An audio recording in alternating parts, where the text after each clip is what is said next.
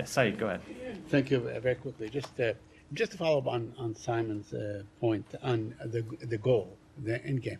Are you aware that, is it clear in your mind that Israel's goals, are they clear in your mind? You know exactly what they are?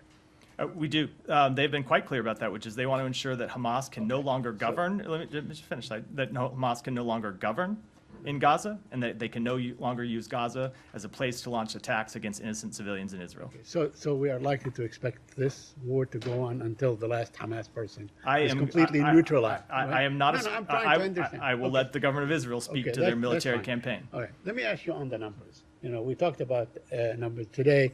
Your colleagues at the White House, I think John Kirby, talked about, and even John Sullivan spoke about thousands and so on. We went back and forth the other day. But in fact, there is a way to determine this, you know, because there is the Israelis keep records of all Palestinians, dead, alive, born, you know, death certificates and so on. It's called KOGAT. They have their registry. Everyone that is born is registered with the Israelis. Everyone that died is registered with the Israelis.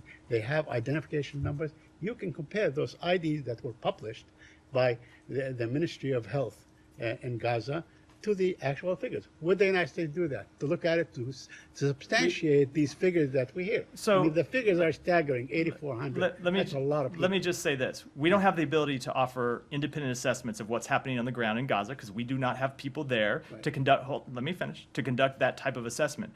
But we recognize that thousands of innocent civilians have been killed. That includes a significant number of children. That every one of those losses is a tragedy, whatever the number is. Whatever, and whether it's the number that has been released from Gaza or whether it's some other number, every one of them is a tragedy. And we mourn the loss of every one of those civilians, which is why we continue to emphasize that Israel must conduct all of its operations consistent with the laws of war, and why, as I said, we're working to deliver this humanitarian assistance into Gaza. I have a couple more questions before we go. I want to ask you about the Red Crescent issued a statement that Israel is warning the Al-Quds hospital and Shifa hospital to vacate, and they have been bombing around it and so on. Does that raise your concern? Would you tell the Israelis don't bomb hospitals? Because sometimes these patients cannot be moved. So, as I said a minute ago, we expect Israel to operate consistent with international law, including the need to take feasible precautions to minimize harm to civilians. And of course, hospitals and other sites are protected civilian infrastructure. And my last question on the West Bank. There's been an uptick in settler violence. They have guns, American guns that have been distributed to them and so on.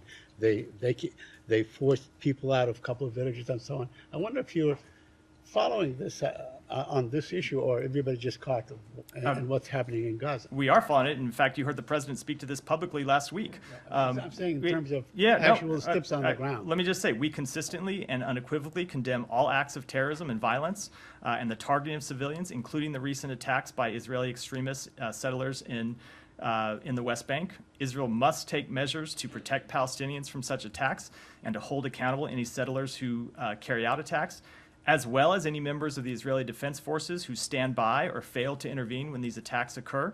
And I will just say that we have made clear privately to the Israeli government and publicly that these attacks are unacceptable, they need to stop, and those responsible need to be held accountable.